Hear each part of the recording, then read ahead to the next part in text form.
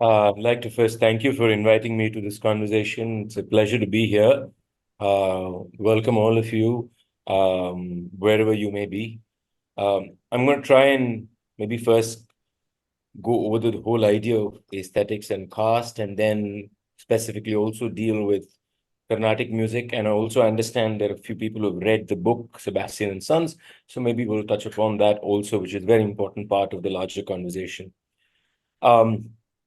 So usually when the conversation on caste is had, irrespective of in what sphere, it's had in very similar frames such as denial of opportunity, erasure of personhood, freedom, imagination, equity, equality, as the need for annihilation of the hierarchical injustice that a social order has constantly forced on people of a cross section of people across society. These are the different frames in which, and of course, a few more, that caste is usually spoken about. Caste is rarely, to my experience, spoken about in terms of how its aesthetic appearance, whether it is visual or oral, has a huge role in the way people respond to it or people construct it, both. So if you think, instinctively, how does a person identify caste, or how is a person oppressed by caste? The markers could be visual. The markers that people are looking for could be last names. So in a way, they are linguistic markers. They could be dialectic markers. Listening to a person's accent, people figure out what caste is, and their relationship is then completely, what do you say, modulated by the inferences they are making. This happens to almost in every case. I mean, like I say, the way the person looks often is how I will say hello to the person. What clothes they wear will often also determine whether I'm going to have even a friendly conversation. These are all, if you look at it, what I would call markers of aesthetics, or even more bluntly, markers of perceptions of beauty that are part of a ugly caste discriminational structure. So when I say markers of notions of beauty, they are not just visual, they're also sounds. So for example, you could ask a simple question. What is the difference between noise and sound and music? Everyone in your head will have an answer to that question. Everyone may have a different answer. What marks something as noise? What marks that noise as not unpleasant, but just a sound? What marks that sound to become a musical idea? Often, in fact, always, if I may stick my neck out, this is also something that is constructed by social hierarchy, constructed by what certain groups of people mark as being sound or music. And there is a graded notion of what is more beautiful or what is less beautiful or what is utter noise, which should not be even considered music. And you will find more often than not the music of people who are marginalized in society is considered by the elite mainstream as being noise or close to noise or not worthy. So therefore, caste is a marker in sound too.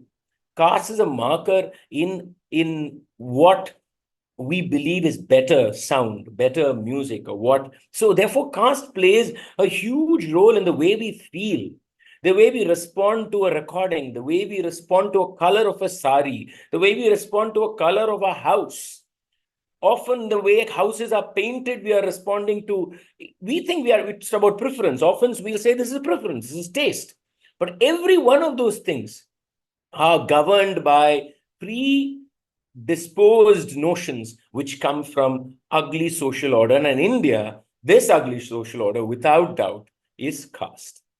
Now, the word aesthetics, I just want to say a few things about that before I move on, is often used very, very loosely. Aesthetics is used in terms of just like what you like, what you don't like. A preference is often overlapped with aesthetics. It's your preference, It's an aesthetic that you like. It's my preference. But actually, aesthetics is a far more interesting word.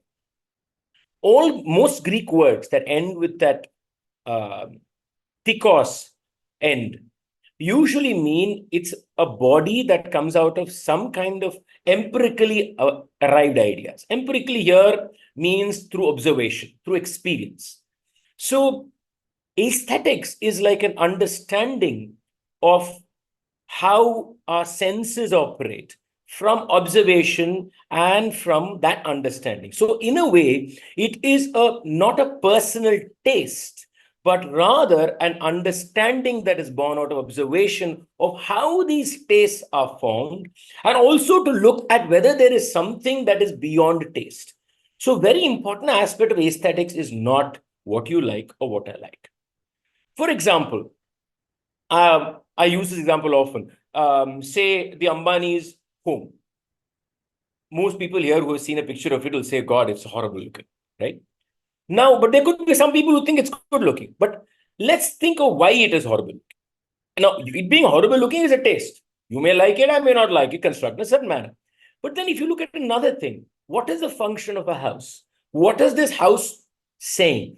And in this context, what is this kind of architecture saying to its surroundings?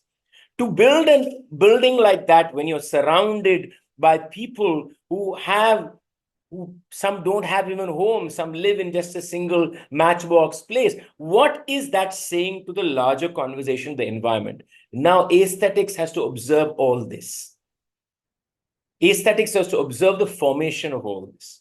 And this is a very important understanding if you want to understand art and how these kind of things operate, even in the way we taste something, even in the way we hear something. In music, there are these two words that are often used.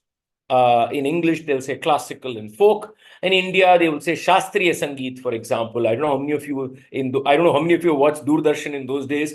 We used to always say, Aaj Shastriya Sangeet hoga.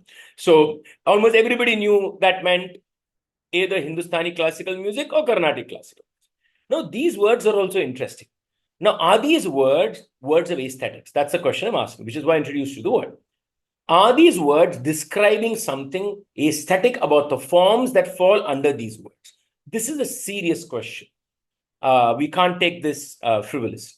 When I say something is classical, is there something exclusively attributed to the forms that come under classical?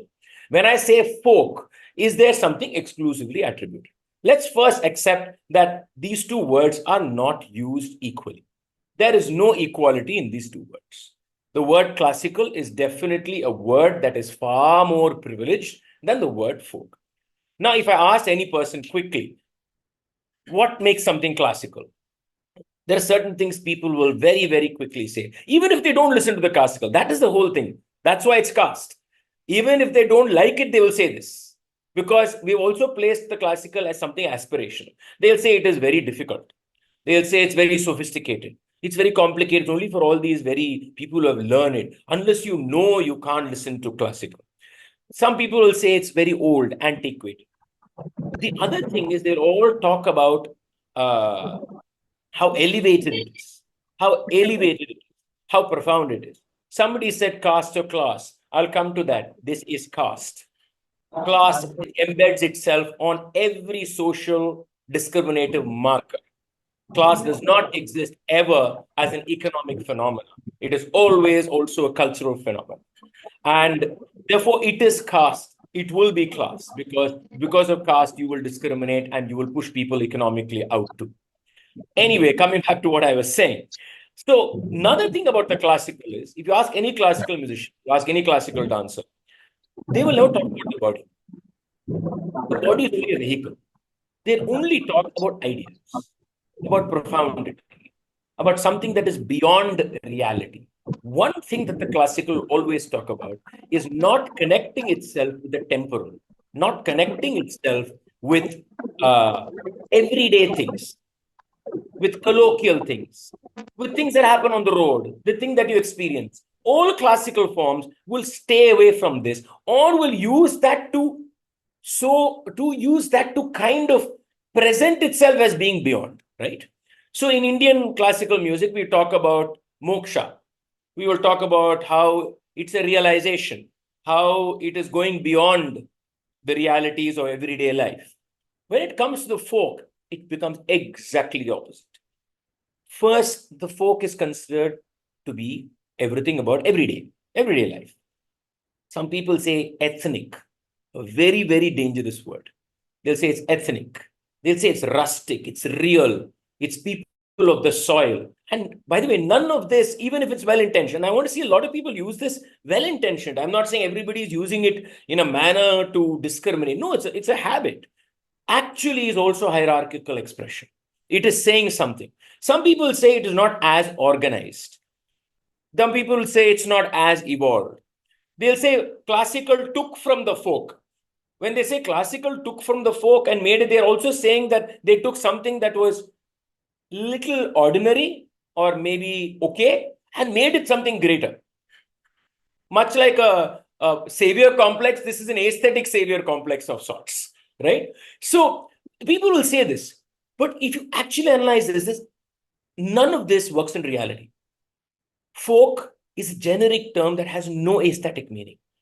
It is only a societal term. Classical is a societal term. There are so many art forms that we categorize under the folk that require rigors and years and years and years and years of practice. That requires a very sophisticated way of understanding the movement, understanding the story that is being told. So why are these frames created? These frames are created because of social discriminated hierarchies. And in Indian context, many of these frames overlap with how caste is placed in this frame. The classical is always participated and part of the Brahmin or the Brahminical culture, whereas the folk or the so-called folk will be part of the non-Brahminical culture, largely. Oh, I mean, there are crossovers and intersections, but I won't go into the complexities of that, right? So, and imagine around this, we are building structures of beauty. So, it is considered that art is an expression of different beauties. That's what we believe. Whether it is or not is, again, a very important philosophical question. But keeping that aside, so we are building structures of beauty around these socially ordered separations and practices, right? The moment you're doing this, you're also creating, either you're reinforcing already created caste markers, or even worse, you're adding to the caste markers by separating art forms in these categories according to the community who's practicing it, the place it is being practiced, the language that is being used, the tunes that are being used, the instruments that are being used. So within caste, all this is coming. Depending on what instrument is used, you can almost say what art form, which means you can say which community, which means you can say where. So no art form in India is devoid of a caste or caste-related identity. No art form in India is devoid of it. It's built on it, and it adds, unfortunately, to this whole, ugly framework of pleasure. People derive pleasure from this. Please remember. Despite all this, people derive happiness from it. So some people can ask this question, yeah, all this may be true, but aren't we also deriving happiness? Isn't that the contradiction that we should be exploring? That is the very, very basis of the emotional contradiction. When we recognize all this, yet we derive happiness, what is happening to us at that moment? And I ask that question of myself, of the art form that I practice. We all need to ask about the art forms that we listen. Do we just say we don't need to know these behind things, they just happened? Or do we need to say, no, we have to keep them separated? Much like we say how the artist and the art should be kept separated. Something to ponder about is this. Now, the next question is, how do we dismantle this, right? Okay, all this is true. Fine, if you accept it's true. And I can give you 100 examples of this. How do you dismantle this? Is there one solution to this? Of course, much like caste, there is never one solution to this problem. There are multiple solutions. But let's look at, let me first look at art forms that are not privileged, that are kept in the margins. In the Tamil context, I would look at Parayattam, Kuthu, Ghana music, Opari, all these as being art forms that are kept to the margins, fundamentally because of social order, which also means their sound, their practice, their instruments, the instrumentalists are all discriminated against. I know stories where Ghana singers and Pare artists are sometimes told not to keep their instruments next to a tea shop, saying, if you keep the instrument there, somebody will die in my house. Because Pariatam is also played.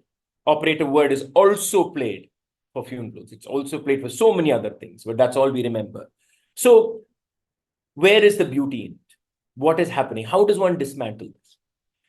I think there are three things that need to come together.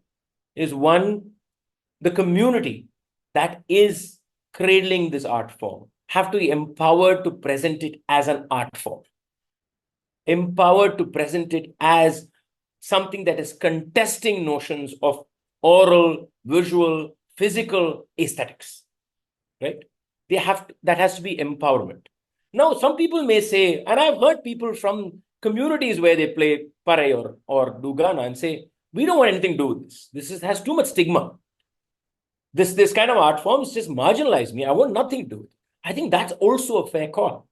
That is also a fair call. If the community feels associating with this art form, however beautiful me as Savarna looking at it may feel, that's irrelevant. If the art form has destroyed people, then that art form goes. It's for the community to decide. But if there are people in the community feel say, no, we have to do something else with it. This is something we want to be proud about. We want to present it as this is our life. This is our music, this is our sound, this is our celebration, this is our sorrow, this is our anger, then that also happens. And we've seen that with Pariyatam, for example, how Pariyatam has become a political instrument, it's become a social instrument, and we see it taking different forms today. That's important. The other thing is spatial. Many art forms are also spatially segregated by caste. Where the art form is presented, an unwritten rule happens. For example, I remember a long time ago, I went to a school, and in that school, they were teaching Carnatic music, vocal music. They were also teaching Pariyatam. The Pariyatam happened outside class. The music class happened in the classroom. The argument thrown to me was Pariyatam needs space, etc. Agreed. I can't disagree with that very logistical need. There's another thing. Something that's taught in the class is automatically considered to be far more serious. Something that's taught outside is automatically seen to be lesser. The classroom gives a formality and seriousness because we've been cultured to believe that. Now, you can go to education systems and say it should be like that. That's not the argument here. But the fact is, for all of us today, something that happens in an academic setting is far more serious. So even these little things make a difference on how children perceive these art forms. So where do they perform these art forms? Can there be common stages where these art forms are presented? Can the common stages bring a cross-section of people from multiple communities to listen to these art forms, to watch these art forms, to celebrate these art forms? That's an important intervention too. Then I also think that there needs to be an academic and intellectual intervention. The intellectualization of these kind of art forms is often done by people who are not part of the community, right? That also needs to change. First of all, how does one intellectualize? That also needs to be challenged. The academic frameworks that have been built across the world today are frameworks built keeping in mind and landscape that was drawn by the classical world. Now, let me give you a parallel discrimination that happens. This word ethnomusicology is very popular in the West, for example, right? Many scholars of Carnatic music, Hindustani music, have a problem with that word, saying that is discriminative, and they are right. It's absolutely discriminative, right? Musicology is only Western classical music. Ethnomusicology is other music. Now, we do exactly the same to the other music in our country. Most musical studies, most musicological studies are framed on how the classical was framed or how Shastriya Sangeet was perceived. The grammar is being written in the same manner. There have to be alternative grammar thinking. There's the alternative aesthetic formations. So an empowerment of voices that also change the academic discourse, the intellectual discourse, is very important. Now, all this is easier said than done, because primarily all this is happening in reality. It's not happening in this Zoom conversation. It's not happening in some utopian world. Because in the real world, the pressure of caste is constantly there on every artist and every community that beholds these art forms. So therefore, there is aspiration that is happening, because of which sometimes the form of the art form itself is changed. And sometimes there are these very well-meaning savarnas. Very well-meaning savarnas. Maybe I'm also one of those. I don't know. Maybe because I may also make these mistakes. Who at times are putting their ideas of form into these practitioners of these art forms in their dialogue for this crossover of platforms, crossover of spaces. That needs to be very, very carefully thought about. It's a very sensitive area. Aesthetic change must happen from within the community when the community watches and changes. Aesthetic change cannot be something that people who do not belong to the community are offering as, within quotes, a helping hand, within quotes, please, for the art form to get acceptance. All very, very problematic words. So how does one battle these very, very naughty issues when we are in conversation with people of multiple art forms and artists and communities that are marginalized? So there are issues of places, issues of aesthetics, issues of community. It's a very, very, I'm just saying it's a very naughty issue. It's very easy to take a stance. If you ask me, do I have an ideal answer? I don't. I just continue having conversations and try to learn every time and correct the mistakes I make in the collaborations, in the discussions. Now, let me come to the musical form that I sing, Carnatic music. First, every society in the world have this elite music frame, like classical, which they call classical. Every society in the world has it. And it has never been utterly democratic and accessible to everybody. So that's a lie.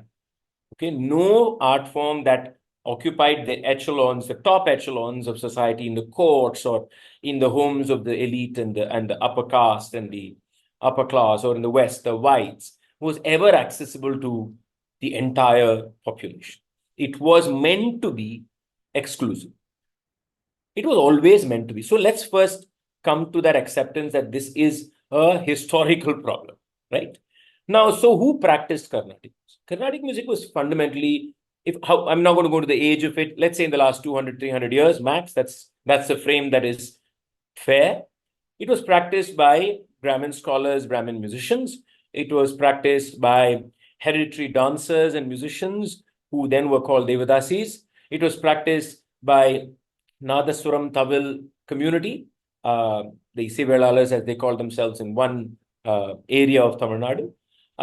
And so basically these three communities, there's an overlap between the Nadaswaram and Tawil players and the hereditary dancer musicians, women. There's an overlap, community overlap. It was practiced by this group. And there was exchange of ideas, there was exchange of compositions, but the Brahmins, without doubt, were at the top of that little group. That cannot be denied.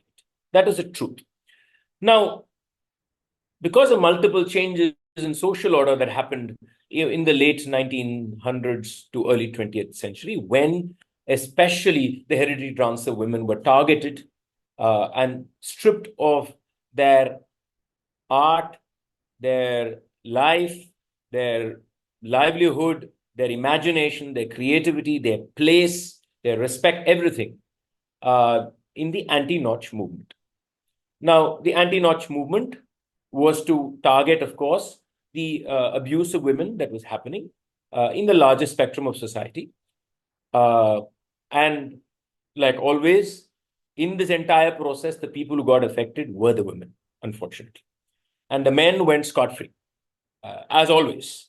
So in this, an entire aesthetic imagination, an entire community, their music, their dance, and I must say, their incredible way of looking at dance and music as one body, quite phenomenally gorgeous and diverse, was either lost, many were lost, many styles were lost, or in the early 20th century, Brahmin musicians who became the sole bearers of these art forms because of the puritanical conversations that come with this. I'm not going into the deep histories of it. There's enough written about it. I'm just skirting the edges of it. So if I miss certain things, it's only because of paucity of time.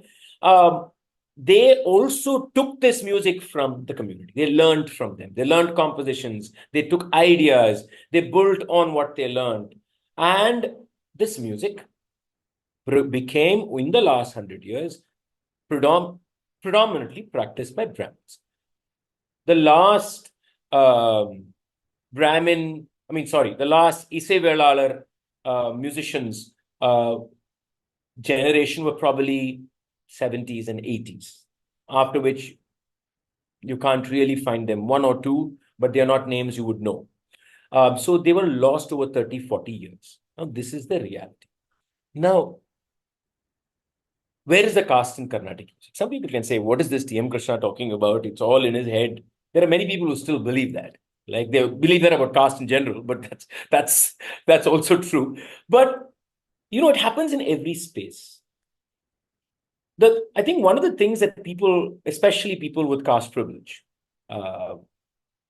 why this conversation becomes very difficult for them is, at one level, they perceive this as a conversation between good and bad, evil and good.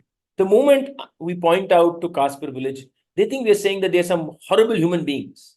No, what we are actually saying is, just watch yourself. Just think what you're doing. Think where you are. See what you got. See what privileges you got. That's what we're actually saying, right? But that's what don't see. So a classroom, a music classroom, caste exists. It exists in the way the classroom is designed. It exists in the conversations that happens in the classroom. It exists in how the music is taught. It exists in what is expected, what is not expected of students. All this is very, very quietly passed on. Now, in that classroom, if there is a student who is not part of the Brahmin community, the brahminical community, the student does not even know what is going on. The student just knows that they cannot say anything. They just have to go along, right? Then many times while teaching, if there is a student who picks things up faster, probably from a privileged community because they've listened to this music over 2-3 generations, vis-a-vis a student who's a first generation, then the concentration will shift only to that student who's already learned or already heard. And the other student will be told something simple like, in Tamil, you sing very well. Now, don't you think that student knows what's going on there? Of course, the student knows. This has happened many times. It happens in where music is performed. Rituals of practice. Go to a concert and you will see it right there in the audience, in the conversation, in how a person who does not belong to that place comes in and is even looked at, in the stage, in everything you can see caste lingering. It just lingers. It's accepted. It is taken for granted. Nobody thinks twice of saying, will a person who does not belong to this community feel uncomfortable? Nobody is thinking. Nobody is thinking of it. Because somewhere in their head, they're also subconsciously believe that this music belongs to only this group. They just don't say it. They believe it belongs to only this group. Therefore, subconsciously, this does not even arise in their mind. It also happens in the way I speak about the art form. Oh, this art form is very profound. It elevates you. It's about something about going beyond. And in the language that I used to describe that, in the dialects that I used to describe that, in the examples that I used to describe that, I am further narrowing its access and further othering even the person who wants to learn this art form. Now, often when I speak about this, some people say, no, what are you talking about? There have been composers who have not been Brahmins. Correct. They have been. Or they will come and tell me in the 20th century, A, B, C, D, E, F have all been not Brahmin musicians who have been, within quotes, accepted, okay, or celebrated. Now, this is very similar to saying Barack Obama became the president of the United States, therefore there is no racism in the United States. It's as ridiculous as that argument, right? We all should know discrimination occurs in very different ways. How many conversations have we had with musicians who do not belong to a Brahmin community in private with their confidence and ask them what their life was like? Ask them the kind of questions they've been asked. Ask them how many times they've been discriminated because of their caste. This is like men saying there is no discrimination against women without speaking to women. Just four men having a conversation and saying this never happens. Or Valmiki wrote the Ramayana, of course. Where is the Valmiki community in society today? Where are they in the caste ladder? Why is their reality not different? Why is society that celebrates Valmiki not celebrating the community? That's caste. Because caste also does that. Caste allows you to take somebody else, bring them into what you believe is the ideal, and then say, look, I am so great because I accept everybody. That is how it operates, right? This is how it operates. So this complicated structure happens, and this is how it is perpetuated. Now, finally, I don't have much time. I'm going to wrap up right now. Some people say, why should larger society care about Carnatic music or any classical form, right? Who cares? No, first of all, it's a misnomer that there's no interest in these art forms from people from diverse communities. Complete misnomer.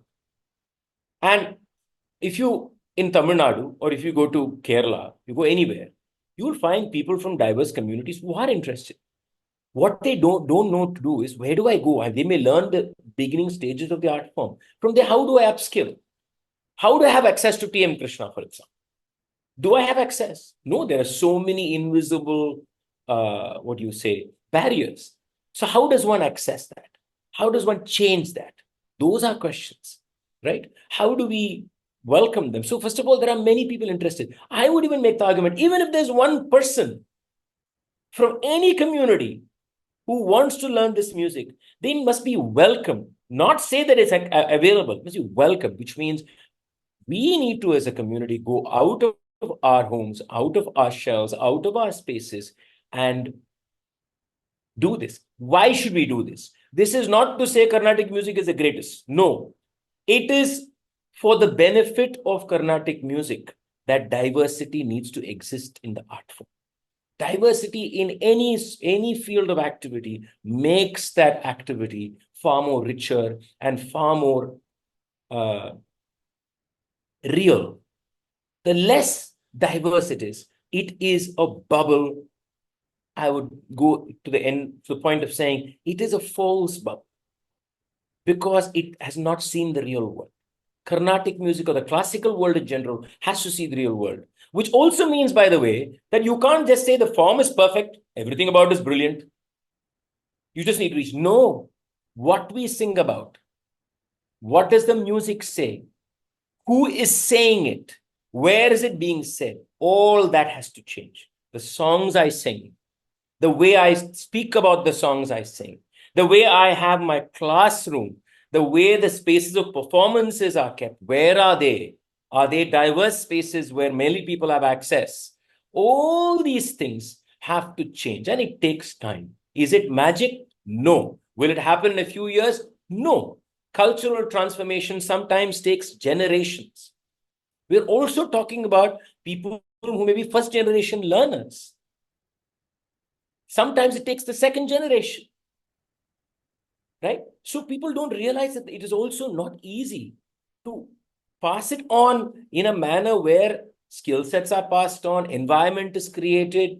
Now, if a student who comes to me, who does not come from, within quotes, a Carnatic background, comes for 2 hours in class, goes back home, that environment is not going to provide the support system that my environment provided me. Just like anybody who runs a school for disenfranchised will tell you that the school cannot just take class, but they have to make up for the environment that is not available in the first generation learner at their home or their environment. There may be also very real world problems of having to work, having to get water, very, very basic things that have to be done by the child.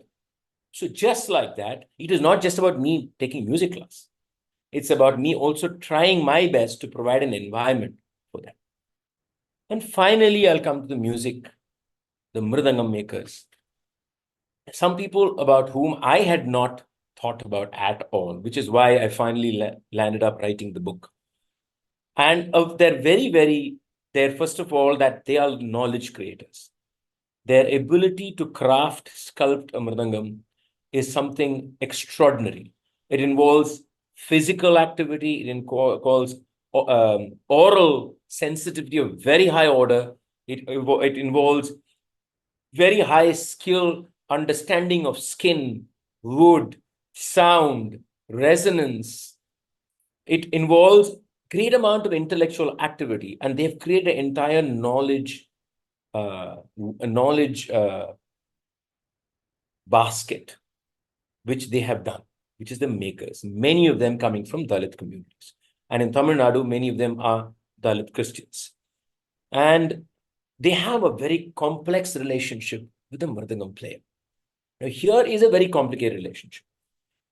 You have these makers who are not recognized, many times, for many years, kept behind the screens, making these incredible instruments, and they are passionate about making the mridangam. Let's be very clear. You speak to them, you know. They love the sound that they make. The first time that the mridangam makes the sound, and they're like, sir, in Tamil, they'll say it, I'll say it in Tamil, sir, paranga sir, every sound, they just love it. They've created music in that sound. Even before the mridangam player plays one stroke, they have heard the life. They've actually given life to it. At the same time, all their customers are people from caste privilege. So that's a very, very complicated relationship, with lines being drawn, with lines altering according to times in the last 100 years, location. Is the work being done in the home of the mridangam player? Is the work being done at the shop of the mridangam maker? All this has changed the dynamics. Is the home an old village home with multiple entries on all sides? Or is the home an apartment where there is no demarcation between the dining and the drawing room? All these things are changing that relationship, but it's a complicated relationship. One way to look at it, and I guess very, very strong anti-caste position will be, this is completely an economic relationship, right? It's a relationship that is bound by caste, it is ugly, and it is just economic. I think that's a very fair argument. There's also another thing. Despite all this mess and this ugliness, what is the relationship between the maker and the player? That is a very, very difficult thing to navigate. Are they just having a contractual relationship? No. First, remember, one thing I have to say is the mridangam maker and mridangam player, the professionals, have relationship across 10 years, sometimes even 15 years. So it's a long-drawn relationship. Is there affection in that relationship? How much is this affection being modulated by caste and the demarcations that caste make? How much of that love or that affection is also just a caste line? Or is there something crossing the caste line? These are all very important understandings, even if we disagree on, that we have to think about. Can we really in our society have a relationship that is not negotiated by caste, gender? Which means, do we really know to love? That, I think, then becomes the most important question, irrespective of whether it is caste, race, class, what. Can we love? Or is our love always just a negotiated settlement with a hierarchically formed discriminative marker? I'll end with that. Thank you very much. சிந்திக்க சொன்னவர் பெரியார், சிந்திக்க சொன்னவர் பெரியார், தந்தை பெரியார். சிந்திக்க சொன்னவர் பெரியார், தந்தை பெரியார், சொந்த புத்தியை கொண்டே சிந்திக்க சொன்னவர் பெரியார், தந்தை பெரியார், சொந்த புத்தியை கொண்டே சிந்திக்க சொன்னவர் பெரியார், தந்தை பெரியார், சொந்த புத்தியை கொண்டே சிந்திக்க சொன்னவர் பெரியார்.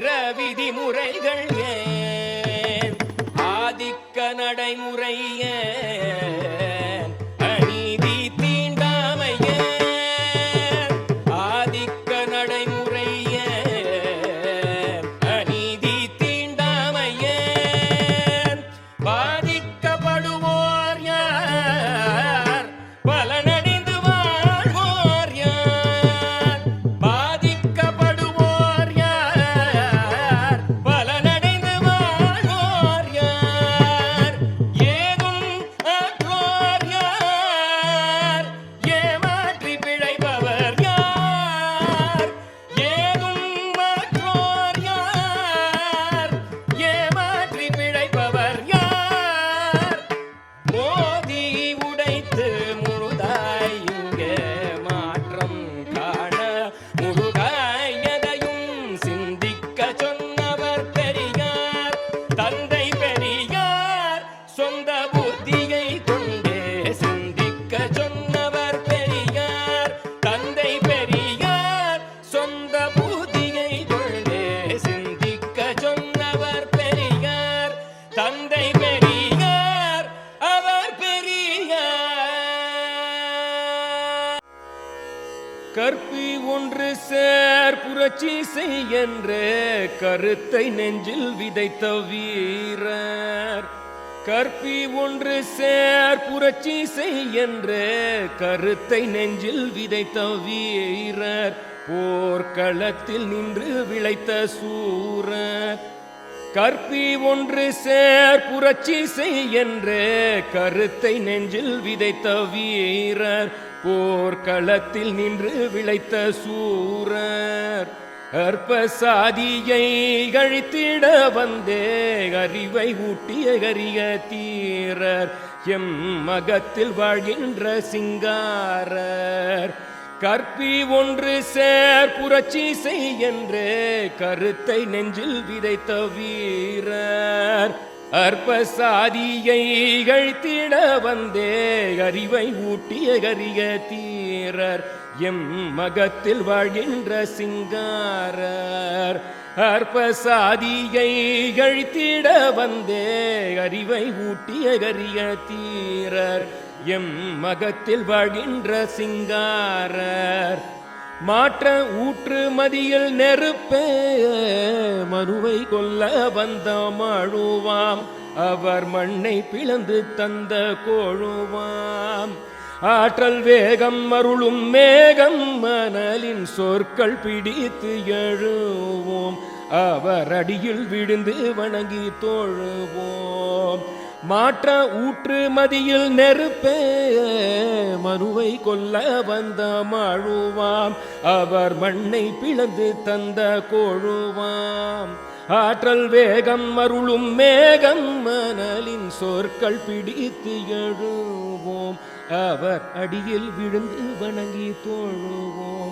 அவர் அடியில் விழுந்து வணங்கி தோழுவோம் ஏற்றி வைத்து எம்மை காத்த